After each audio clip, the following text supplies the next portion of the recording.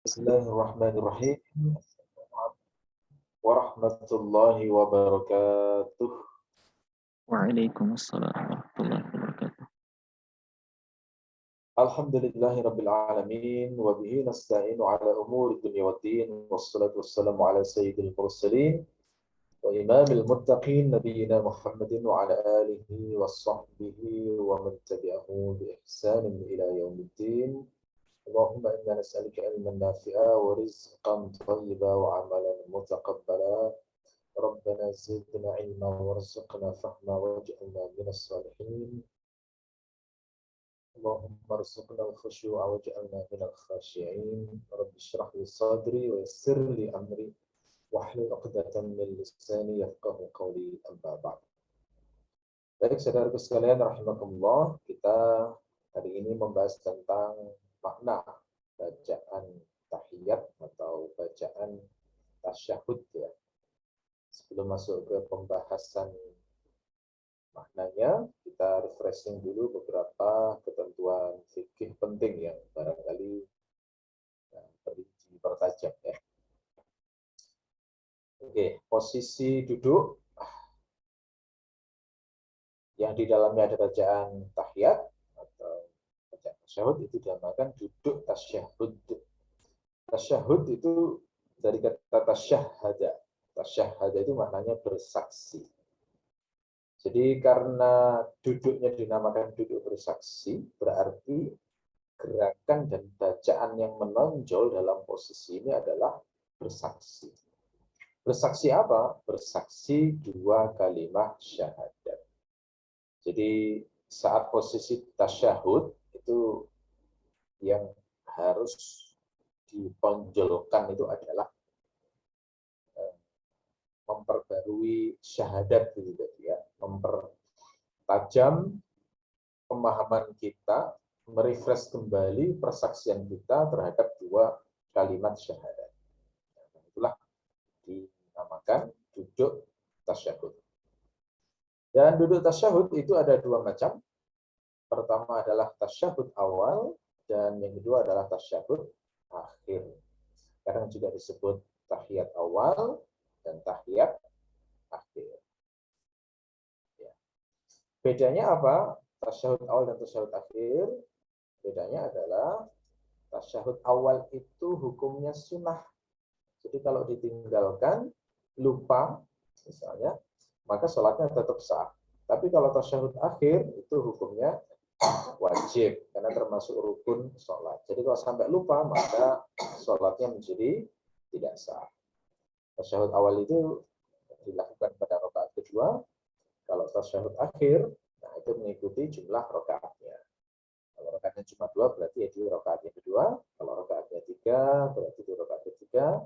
Kalau rakaatnya 4 berarti di rakaat keempat. Kalau misalnya sholat tanpa mengingat berapa rakaatnya berapa, misalnya sholat sunnah, niatnya pokoknya rakaat sebanyak-banyaknya secapeknya misalnya, maka tasyahud akhir itu diletakkan pada rakaat yang terakhir saat orang mau mengucapkan salam. Adapun cara duduknya, maka cara duduk apapun itu sah ya. Jadi tidak dibatasi dengan model duduk secara khusus. Ya, saya pribadi kadang-kadang duduk tasyahud itu dengan cara duduk di atas ujung tumit ya. Kadang-kadang begitu. Itu kadang lebih enak. Ya, itu boleh, semacam itu boleh. Tetapi yang paling afdal adalah duduk iftirash pada tasyahud awal, sementara kalau tasyahud akhir itu afdalnya duduk tawarruk. Nah, jadi duduk iftirash dan tawarruk itu afdal ya, afdaliyah. Bukan syarat sah dari duduk tersebut, bukan keharusan. Jadi kalau dalam keterangan Nawawi dalam kitab Raudhatul Talibin beliau mengatakan la yata'ayyanu lil qu'ud hay'atun lil ijza' kaifa bal kaifa qa'ada ajza'ahu. Jadi tidak ada posisi duduk khusus yang diharuskan. Jadi bagaimanapun posisi duduknya, maka itu sah, gitu ya. Nah, tetapi kalau bicara afdaliyah, maka yang paling afdal untuk tasyahud awal adalah iftirash. Kalau tasyahud akhir adalah dengan tawarruk. Duduk iftirash itu bagaimana? Duduk iftirash itu adalah letakkan kaki kiri sampai punggung kaki kiri itu, punggung telapak kaki kiri itu menempel pada tanah dan telapaknya itu menghadap ke arah langit. Lalu dudukilah telapak kaki kiri itu. Dan kaki kanan ditegakkan dengan posisi jari-jari kanan menghadap kiblat.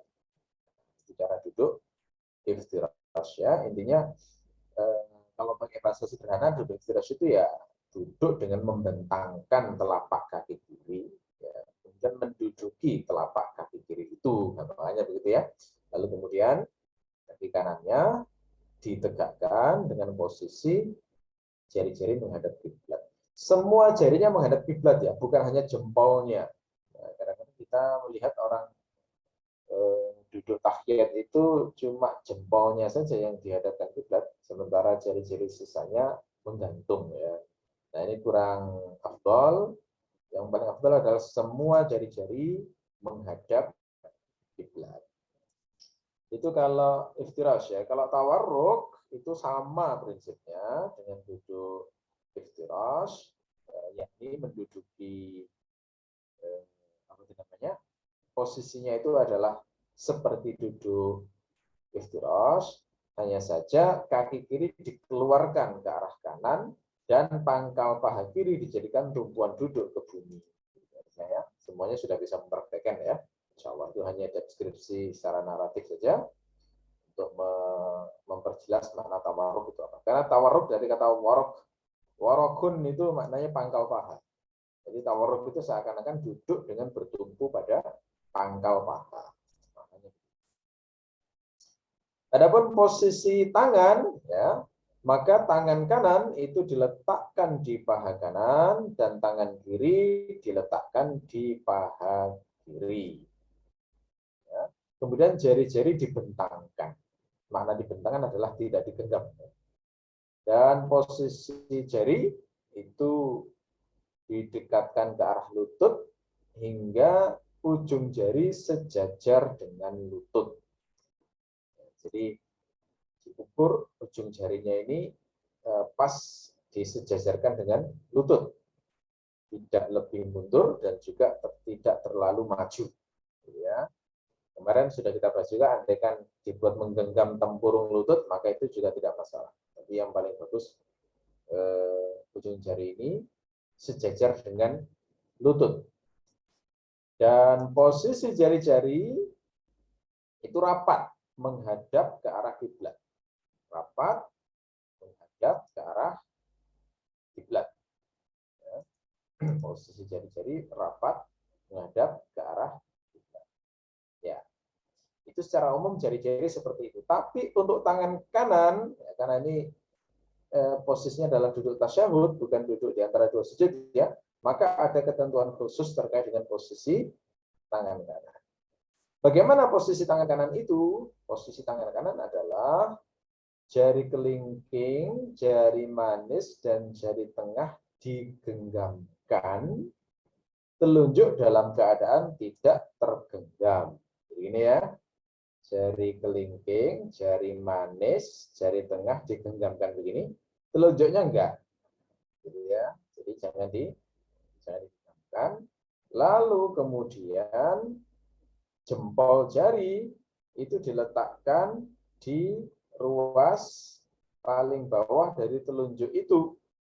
Nah, seakan-akan membuat angka 53 dalam jari matika Arab. Ya, jadi begini ya. Semuanya mudah-mudahan bisa melihat. Ini kalau dibahas di fikih itu nanti ada banyak variasi yang dijelaskan para ulama Syafi'iyah, tapi yang paling afdal seperti ini. Gitu ya. Yang lainnya boleh bagus sudah. Ada yang begini, ya, ada yang cara menggenggamnya begini, jadi membuat lingkaran antara jari tengah dengan jempol ini juga boleh, benar. Ya. Ada Ada pula yang begini saja, tapi yang paling afdal penjelasan An-Nawawi adalah begini. Seperti membuat angka 53. Ini posisi yang terbaik saat bertasyahud. Ya. Jadi itu posisi atau kondisi tangan kanan ya. Lalu kemudian ketika sampai syahadat, begitu sampai huruf hamzah pada kata illallah, maka disunahkan telunjuknya ini ditegakkan. Jadi sebelumnya nggak ditegakkan, masih melengkung begini. Begitu asyhadu an la ilaha illallah, gitu ya. Jadi dinaikkannya itu bukan sejak awal, bukan, tetapi menunggu saat bersyahadat. Asyhadu an la ilaha illallah. Dan saat bersyahadat bukan dari asyhadu, bukan, tetapi dari illallah. Asyhadu an la ilaha illallah wa asyhadu anna Muhammad Rasulullah. Gitu ya. Dan tidak perlu digerak-gerakkan dalam mazhab Asy-Syafi'i. Kalau mazhab lain memang digerakkan begini. Tapi kalau mazhab Asy-Syafi'i tidak perlu digerakkan. Asyhadu an la ilaha illallah, diam. Ya. Itu penjelasan untuk posisi. Jadi bagaimana kalau misalnya tidak punya tangan kanan, apakah boleh menunjuk dengan jari kiri? Jawabannya adalah tidak perlu. Ya, jadi tangan kiri itu ya sunnahnya seperti dijelaskan tadi, jadi cukup diletakkan di atas paha rapat begitu ya, menghadap kiblat jari-jarinya. Jadi nggak perlu bertasyahud menunjuk dengan jari, memakai tangan kiri. Termasuk juga orang yang tidak punya telunjuk atau telunjuknya terpotong dan sebagainya, maka tidak perlu menunjuk dengan kiri ya. Kemudian disunahkan bersolawat. Nah, ini berlaku untuk tasyahud awal ya. Jadi sunnah solawat itu berlaku untuk tasyahud awal. Kalau tasyahud akhir, solawat itu menjadi wajib. Ya, status hukum membaca sholawat itu wajib ya kepada Nabi di tasyahud akhir. Kalau sholawat kepada keluarga Nabi itu sunnah. Jadi kalau Jibril misalnya hanya mengucapkan Allahumma shalli ala Muhammad sudah cukup. Ditambahi Allahumma shalli ala Muhammad wa ala ali Muhammad lebih afdal. Ya.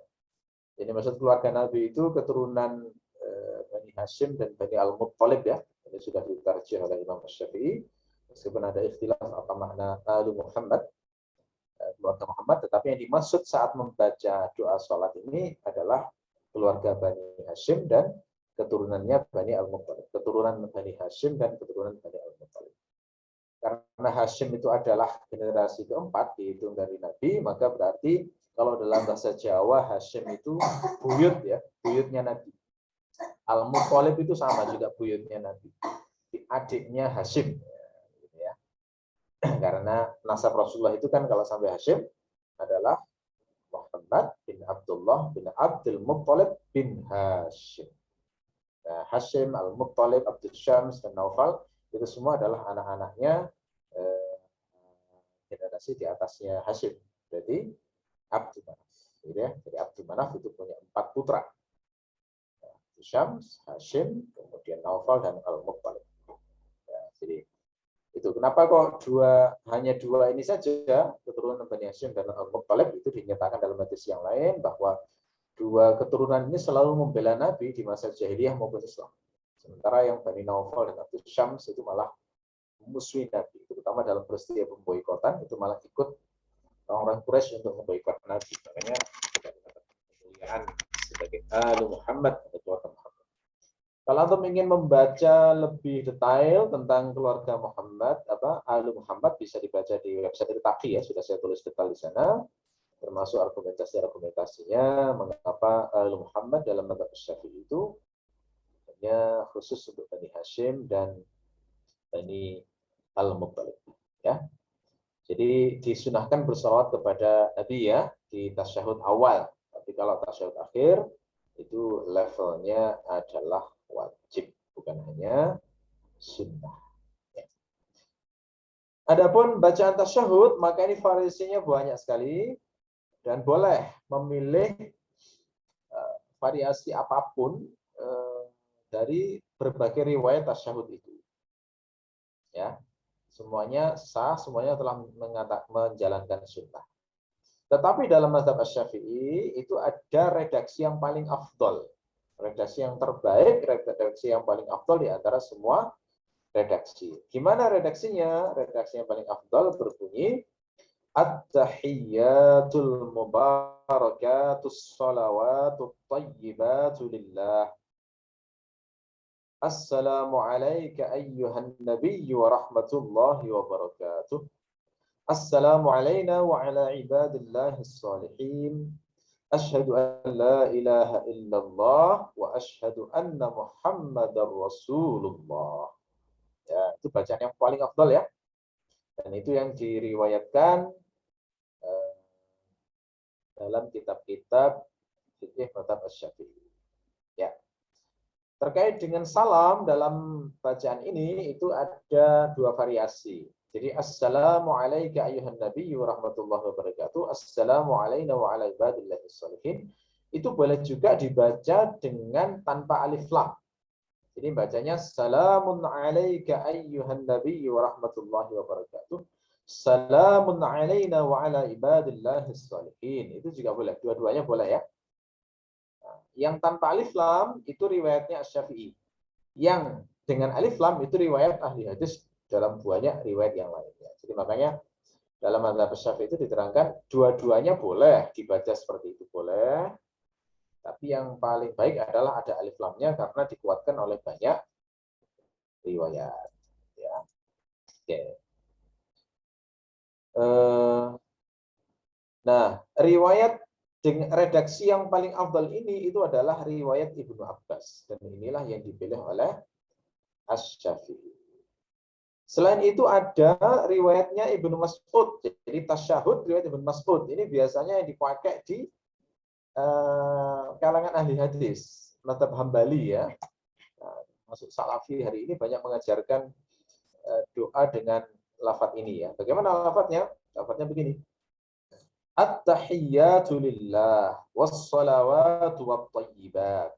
Assalamu alayka ayyuhan nabiyyu wa rahmatullahi wa barakatuh. Assalamu alayna wa ala ibadillahis salihin. Asyhadu an la ilaha illallah wa asyhadu anna Muhammadan abduhu wa rasuluh. Itu riwayat Ibnu Mas'ud ya. Jadi at-tahiyyatu lillah, ciri khasnya di awal begitu. At-tahiyyatu lillah was-salawatu wat-thayyibat. Itu boleh juga, itu riwayat Bukhari ya. Jadi ini kekuatan kesahihannya paling bagus di antara semua riwayat-riwayat yang lain. Variasi yang lain adalah riwayat Abu Musa al-Asy'ari. Nah, ini juga boleh dibaca. Bagaimana lafadznya? Lafadznya berbunyi At-tahiyyatut thayyibatus salawatu lillah. Assalamu alayka ayyuhan nabiyyu wa rahmatullahi wa barakatuh. Assalamu alayna wa ala ibadillahis salihin. Asyhadu an la ilaha illallah wa asyhadu anna Muhammadan abduhu wa rasuluh. Itu riwayat sahih Muslim ya. Oke. Ada lagi variasi lain tahiyat yang diajarkan Aisyah. Jadi Aisyah mengatakan diajari Rasulullah bunyinya begini. At-tahiyyatu lillah was-salawatu wat-thayyibat. Assalamu alayka ayyuhan nabiyyu wa rahmatullahi wa barakatuh. Assalamu alayna wa ala ibadillahis salihin. Asyhadu an la ilaha illallah wa asyhadu anna Muhammadan abduhu wa rasuluh. Ada lagi variasi lain adalah tahiyatnya Umar yang diajarkan di mimbar ya. Itu lafadznya begini. At-tahiyyatu lillah, az-zakiyatu lillah, at-tayyibatus salawatu lillah. Assalamu alayka ayyuhan nabiyyu wa rahmatullahi wa barakatuh. Assalamu alayna wa ala ibadillahis salihin. Asyhadu an la ilaha illallah wa asyhadu anna Muhammadan abduhu wa rasuluh. Dan masih banyak lagi variasi yang lain ya. Kalau mau mendalami bisa dibaca di kitab Al-Azkar An-Nawawi, itu lengkap di sana ya. Penjelasan beliau dan mengungkap semua riwayat-riwayat tahiyat atau tasyahud yang dibaca oleh Nabi ya. Oke. Tapi yang jelas tadi yang paling bagus adalah riwayat Ibnu Abbas ya. Alasannya mengapa kok itu dipilih Asy-Syafi'i dan dianggap paling afdal? Karena di antara semua riwayat Ibnu Abbas itu ada tambahan lafaz mubarakat. Ada tambahan lafaz mubarakat. At-tahiyyatul mubarakatus salawat. Nah, mubarakat itu enggak ada dalam riwayat-riwayat yang lain. Dan kata mubarakat itu dianggap Asy-Syafi'i lebih lengkap, lebih luas maknanya karena ada tambahan itu ya. Dan juga lebih sesuai dengan ayat dalam Al-Quran. Karena dalam Al-Quran itu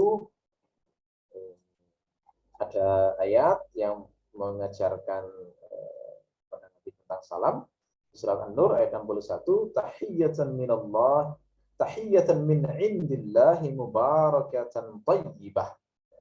Tahiyyatan min indillahi mubarakatan thayyibah. Jadi ada kata mubarakah juga. Karena ada kesesuaian dengan ini, maka itu dipilih Asy-Syafi'i sebagai bacaan yang paling afdal. Ya. Oke. Jadi itu ya, itu bacaan tahiyat yang paling sempurna atau bacaan tasyahud yang paling sempurna. Ada pula bacaan minimal. Kalau mau cepat ya, maka bacaan minimalnya adalah at-tahiyyatu lillah, salamun alaika ayyuhan nabiyyu wa rahmatullahi wa barakatuh.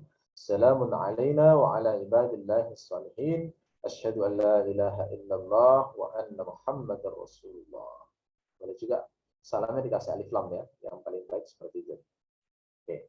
Untuk bacaan salawat minimal adalah Allahumma salli ala Muhammad. Gitu ya. Boleh juga mengucapkan sallallahu ala Muhammad. Boleh. Boleh juga mengucapkan sallallahu ala rasulih. Ya. Kalau bacaan salawat untuk keluarga Nabi, maka minimal mengucapkan wa alihi. Allahumma salli ala Muhammad wa alihi. Itu juga sudah boleh. Boleh juga mengulang kata Muhammad, Allahumma salli ala Muhammad wa ala ali Muhammad juga boleh. Tapi bacaan salawat yang sempurna itu bunyinya begini. Allahumma salli ala Muhammad wa ala ali Muhammad kama sallaita ala Ibrahim wa ala ali Ibrahim wa barik ala Muhammad wa ala ali Muhammad kama barakta ala Ibrahim wa ala ali Ibrahim innaka Hamidum Majid. Nah, itu bacaan salawat yang paling sempurna, dan ini disunahkan sejak tahiyat awal ya. Jadi ini harus sedikit dikoreksi mungkin pemahamannya, karena ada kesan bahwa bacaan sholawat itu hanya dibaca di tasyahud akhir atau tahiyat akhir. Itu kurang tepat ya. Jadi sejak awal, sejak tahiyat awal itu sudah disunahkan membaca sholawat kepada Nabi. Dan kalau membaca sholawat Ibrahimiyah semacam ini tadi, itu adalah bentuk sholawat yang paling sempurna. Cuma bedanya begini loh ya, bedanya kalau sholawat pada tahiyat awal itu sunnah, sholawat pada tahiyat akhir itu wajib gitu loh ya. Makanya kita mungkin sejak dulu diajari sholawat Ibrahimiyah ini dibaca tahiyat akhir, sehingga memberikan kesan hanya dibaca di situ, padahal maksudnya itu wajib dibaca di akhir sholawatnya. Jadi ya, sehingga jangan sampai ketinggalan.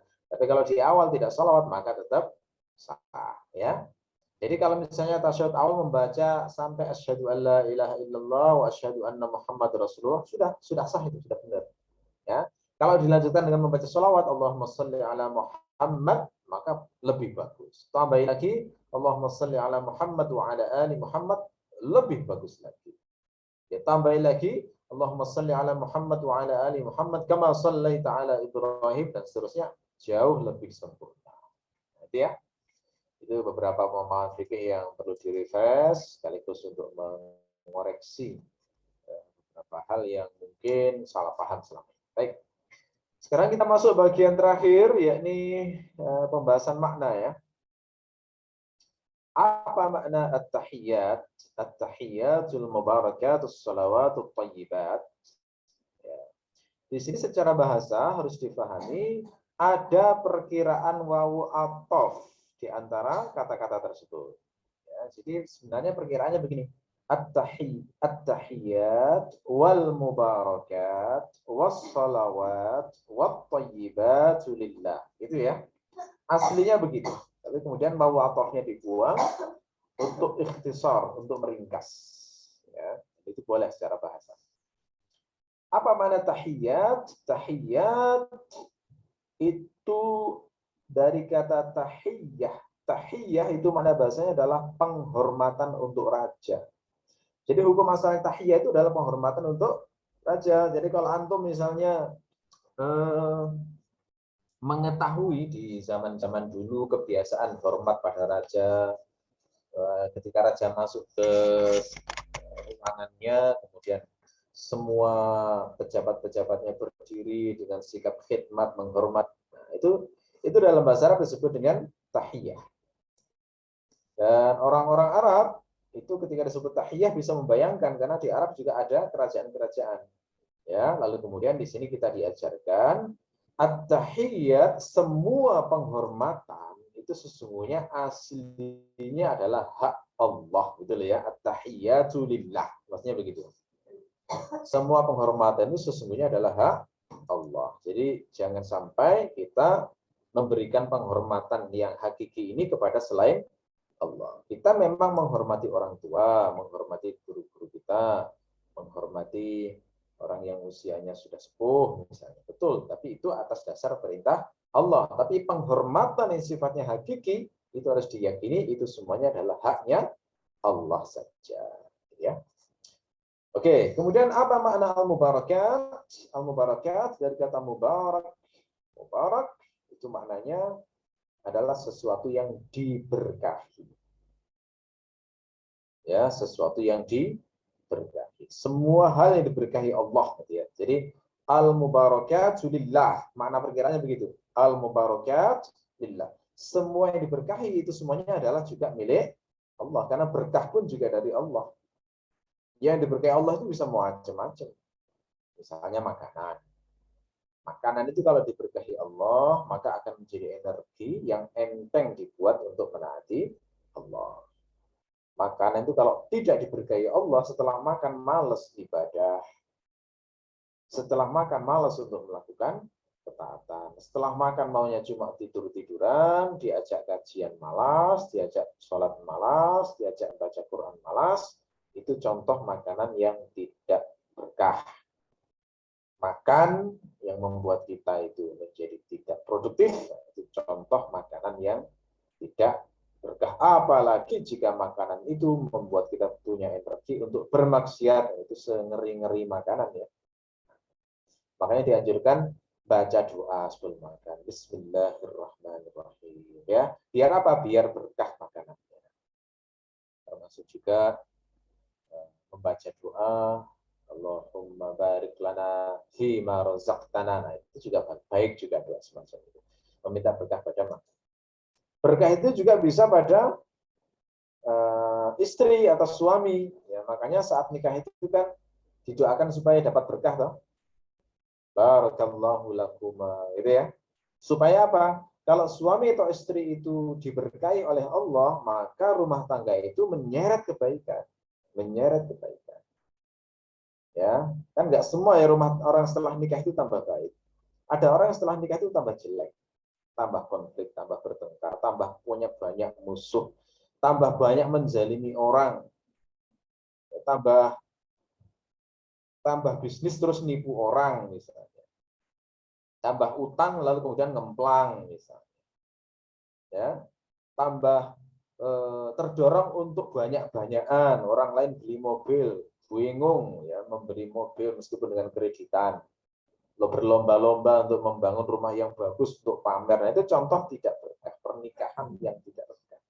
Kalau pernikahan yang berkah, maka dari bodoh semakin berilmu, dari sholatnya nggak khusyuk jadi semakin khusyuk, dari ketaatannya sedikit malah semakin banyak, dari tidak kenal saudara malah menjadi banyak kenal saudara, dari nggak pernah melakukan silaturahim jadi rajin melakukan silaturahim, ya, dari nggak pernah mikir sedekah akhirnya kemudian mengagendakan harta yang sedekah. Nah, itu contoh-contoh ya berkah. Itu berkah pada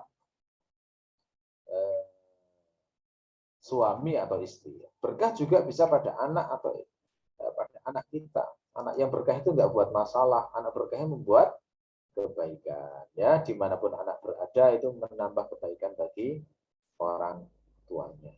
Anak yang berkah itu adalah contoh anak yang berkah contohnya adalah anak yang selalu mendoakan orang tuanya. Kan menjadi kebaikan untuk orang tua. Anak yang berkah itu adalah contohnya anak yang selalu beramal soleh, berusaha menjadi amal yang soleh, sehingga orang tuanya mendapatkan pahala amal jariah dari anaknya tersebut. Berkah juga bisa pada ilmu. Ilmu yang berkah berarti mendapatkan taufik untuk mengamalkan. Lalu tersebar, dimanfaatkan, diamalkan oleh orang-orang lain sehingga menjadi amal jariah. Jadi banyak hal dan semua itu kita diajari al-mubarakat itu lillah, semuanya miliknya Allah. Allah yang ngasih. Seakan-akan kita itu disuruh kalau minta berkah itu mintalah ke Allah dan ingatlah kalau sudah dikasih berkah syukurmu harusnya kepada Allah. Ya, diingatkan al-mubarakat lillah ya. Kemudian as-salawat. Mana as-salawat itu apa? As-salawat itu jamak dari as-salah. As-salah maksudnya ya salat yang kita lakukan itu. Nah, ini kita juga memperbarui pemahaman, keyakinan bahwa semua salat kita jangan sampai ada yang karena manusia. Jangan sampai sholat biar disebut soleh. Jangan sampai rajin berjamaah biar disebut orang yang menjaga jamaah.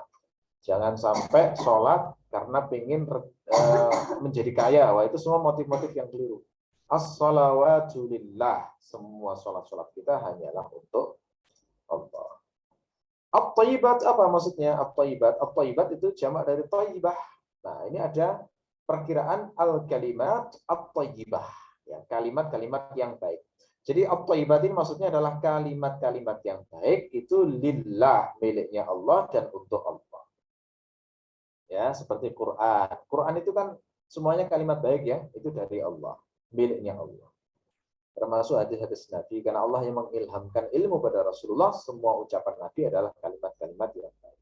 Termasuk semua kalimat baik yang diilhamkan Allah pada hamba-hambanya yang soleh, yang sesuai dengan Al-Quran dan hadis, itu semua juga adalah kalimat-kalimat yang dari Allah. Ya. Semua kalimat yang baik itu adalah dari Allah, dan hanya kalimat baik juga yang layak ditujukan kepada Allah. Makanya kita memuji Allah. Kita meminta ampun kepada Allah, bersyukur kepada Allah, mensucikan Allah.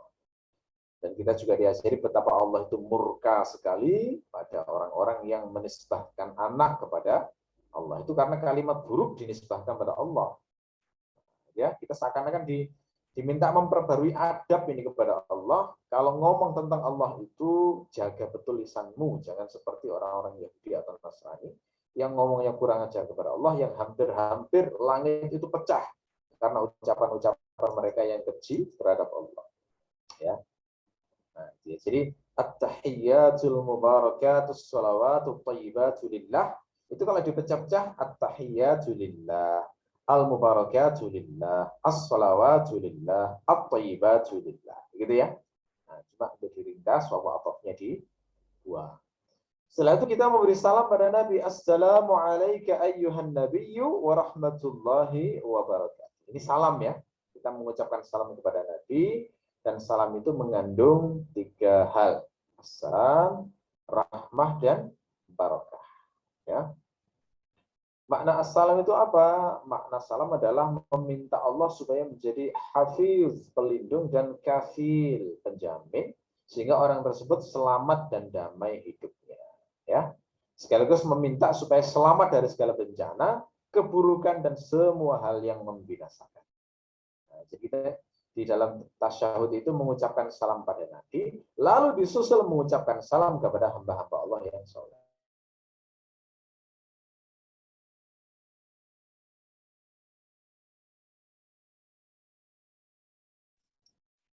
Karena makna salam seperti itu, seakan-akan kita meminta kepada Allah supaya Allah itu memberikan kedamaian, keselamatan, pelindung, dan jaminan selamat dari segala bencana, keburukan, dan semua hal membinasakan kepada Rasulullah. Ya, kepada Nabi sebagai bentuk balas jasa ya, kepada Nabi yang sudah baik kepada kita dengan mengajari kita ilmu-ilmu luar biasa dari Allah. Ya, assalamualaikum ayuhan Nabi. Kenapa di sini kok pakai kata assalamualaikum? Kan Rasulullah sudah wafat. Nah, itu jadi pertanyaan mungkin ya. Kenapa kok tidak mengatakan assalamu ala nabi misalnya? Ya, tapi kok seakan-akan Rasulullah di depan kita, sehingga kemudian kita mengucapkan assalamu alaika ayyuhan nabiyyu. Ya, jawabannya adalah karena dalam posisi tasyahud, ya, seakan-akan kita itu sudah menyatakan diri tenggelam dalam majelisnya para nabi, majelisnya para malaikat, dan majelisnya hamba-hamba soleh yang lain. Sehingga melupakan seluruh makhluk. Jadi ketika mengucapkan salam itu seakan-akan berada di hadapan mereka itu. Berada di hadapan nabi, berada di hadapan hamba-hamba Allah yang soleh.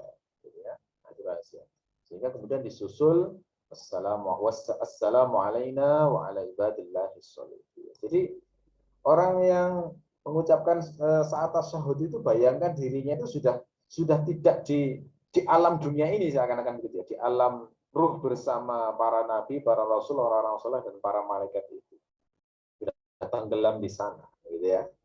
Idealnya seperti itu, ya. Oke. Nah, kemudian assalamu alaina itu mengucapkan salam kepada kita semua yang ada di dalam majelis itu. Kalau kita sholat berjamaah berarti assalamu alaina itu juga mendoakan semua orang yang ikut sholat jamaah di situ. Wa ala ibadillahis sholihin. Terus kemudian mendoakan semua orang soleh. Nah, orang soleh berarti kena semuanya, bukan hanya yang ada di situ, tapi termasuk juga yang sholat di rumah, termasuk orang yang tidak sholat. Bahkan bukan hanya yang ada di bumi, yang di langit pun juga kena doa itu juga. Assalamu alaina wa ala ibadillahis sholihin. Setelah itu baru kemudian sebentar. Apa makna soleh? Soleh kata An-Nawawi adalah al-qaim bi huquqillah wa huquqil ibad. Jadi orang yang melaksanakan, menunaikan hak Allah dan hak hamba. Itu namanya soleh. Jadi yang kena ini, yang dapat doa ini yang soleh loh ya. Jadi kalau nggak soleh ya nggak kena doa ini. Kalau orangnya fasik apalagi kafir ya tidak kena mendapatkan doa assalamualaikum wa ala ibadillahis sholihin. Makanya enaknya orang saleh itu adalah dapat doa terus dari miliaran orang Islam semenjak dulu sampai hari ini. Ya, itu salah satu motivasi menjadi orang soleh adalah mendapatkan doa ya, dari sholat yang dipanjatkan 5 kali minimal dalam sehari. Setelah itu kemudian bersyahadat, memperbarui tekad untuk tidak menyembah kecuali hanya kepada Allah, dan memperbarui tekad untuk selalu mengikuti Rasulullah sebagai panutan tertinggi kita dalam din. Oke. Baik, jadi itu yang bisa kita kaji ya pada kesempatan pagi hari ini. Ada beberapa pertanyaan, saya jawab dulu. Bagaimana jika posisi awal tangan kanan dibentangkan rapat dan saat membaca illallah baru membentuk angka 53 dan dinaikkan bersamaan?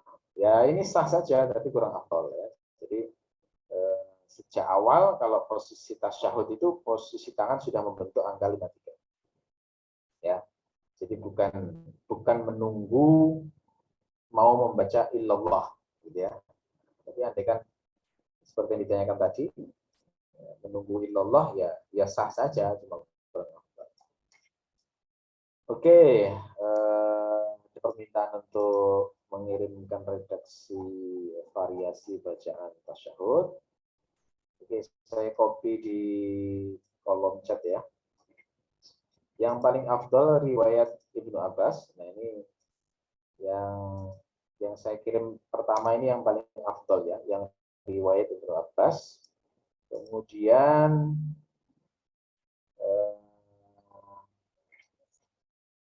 riwayat Ibnu Abbas ini ada 2 variasi ya, yang ada alif lamnya dan yang tidak ada alif lamnya. Yang tidak ada alif lamnya itu saya kirim pertama, yang kedua itu yang ada alif lamnya. Ya, sudah duanya boleh ya. Kemudian untuk kiriman yang ketiga itu riwayat Ibnu Mas'ud ya, riwayat Bukhari. Mas'ud riwayat Al-Bukhari yang diawali at-tahiyyatu lillah wassalawatu wathayyibat. Kemudian ada lagi riwayat Abu Musa al-Ash'ari ya, itu riwayat Muslim, at-tahiyyatu thayyibat wassalawat ya. Terus ada lagi yang yang sering dipraktekkan di mazhab Maliki ya. Jadi kalau di Maroko ini pakai tahiyatnya Umar bin Khattab ini ya, yang at-tahiyyatu lillah az-zakiyatu lillah. Ciri khasnya ada kata az-zakiyat. Dari tahiyatnya Umar yang dipraktekkan mazhab Maliki dan tersebut dalam kitab Muwatta. Ya. Oke, sudah saya kirim semua sesuai dengan permintaan. Oh ya, sedikit tambahan ya. Saat tasyahud itu tidak dianjurkan berdoa. Jadi kalau berdoa malah makruh ya. Yang disunahkan doa itu adalah tasyahud akhir. Tasyahud awal maksud saya, tasyahud awal itu tidak disunahkan berdoa. Kalau berdoa saat tasyahud awal itu justru malah makruh. Nah, yang disunahkan berdoa itu adalah saat tasyahud akhir. Itu yang dipersilahkan untuk membaca doa apapun ya. Yang utama tetap doa maksur yang dari Rasulullah. Baik, ada yang mau bertanya secara lisan, silakan. Izin Ustaz. Ya, silakan. Kalau ada penambahan lafaz Sayyidina itu maknanya apa Ustaz? Apakah boleh dalam tahiyat? Oh ya, tambahan Sayyidina ya. Nah, ini biasanya di kalangan ulama Syafi'i ya. Itu penambahan Sayyidina itu untuk menghormati Rasulullah. Nah, itu dasarnya adalah penghormatan saja. Kalau riwayat-riwayat hadis memang tidak ada lafaz kata Sayyidina. Ya. Tapi nggak masalah ditambahi Sayyidina juga nggak masalah. Cuman kalau mau mengikuti di riwayat di kitab-kitab mu'tamad mazhab Syafi'i sekalipun itu tidak ada lafaz Sayyidina. Jadi di kalangan mutaakhirin memang ada yang menambahkan lafaz Sayyidina sebagai bentuk penghormatan kepada Rasulullah, maka itu nggak masalah ditambahi semacam itu. Oke, gitu ya. Baik.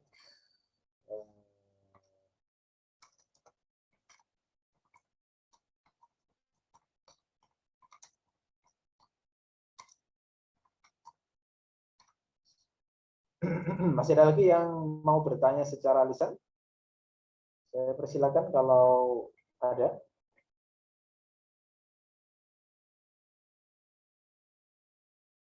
Oke, kalau tidak ada, oh ini ada pertanyaan tertulis ya. Pertanyaan terakhir. Bagaimana dengan redaksi tambahan kata fil alamina innaka hamidum majid. Oh iya, ini untuk salawat ya. Salawat Ibrahimiyah itu bagaimana kalau ditambahi fil alamina innaka hamidum majid. Itu juga bagus. Kenapa? Karena ada dalam riwayat Muwatta ya, itu ada memang fil alamina innaka hamidum majid.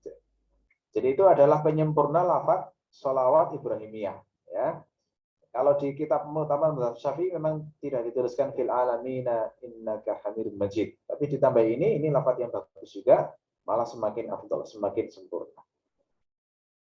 Bagaimana posisi kepala atau punggung yang benar saat tahiyat Ustaz? Apakah duduk dengan tegak atau membentuk lengkung? Wajib iktidal, jadi harus lurus ya. Jadi kalau tidak lurus malah tidak sah duduknya. Jadi harus mu'tadil, harus tegak lurus. Itu sudah kita bahas saat membahas duduk di antara dua sujud kemarin ya. Itu harus lurus, jangan sampai melengkung. Bila imam sudah salam, kita sebagai makmum belum selesai, bagaimana ya Ustaz? Apakah tidak apa-apa kita menyelesaikan bacaan kita hingga doa atau ikut salam imam? Ya, tuntaskan nggak apa-apa. Ya, karena imam mengucapkan salam itu yang rukun kan hanya pertama saja, sementara sisanya itu tidak. Jadi saat kita meneruskan bacaan sampai selesai itu tetap kena hukum, masih tercakup dalam definisi mutabaah atau mengikuti imam. Ya. Baiklah, karena sudah tidak ada pertanyaan, berarti cukup ya untuk hari ini. Mudah-mudahan bermanfaat. Kita akhiri. Subhanakallahumma wa bihamdika asyhadu an la ilaha illa anta astaghfiruka wa atubu ilaik. Assalamualaikum warahmatullahi wabarakatuh. Waalaikumsalam warahmatullahi wabarakatuh. Insyaallah, tabarakallah. Alhamdulillah atas begitu banyak nikmat kesempatan untuk kita belajar bareng-bareng di majelis ilmu ini. Semoga Allah Subhanahu wa taala senantiasa merahmati kita, memudahkan, menguatkan langkah kita buat senantiasa hati kita tidak bosan untuk belajar majelis ilmu dimanapun itu berada. Mungkin sedikit teman-teman sekalian, sebelum kajian ini selesai,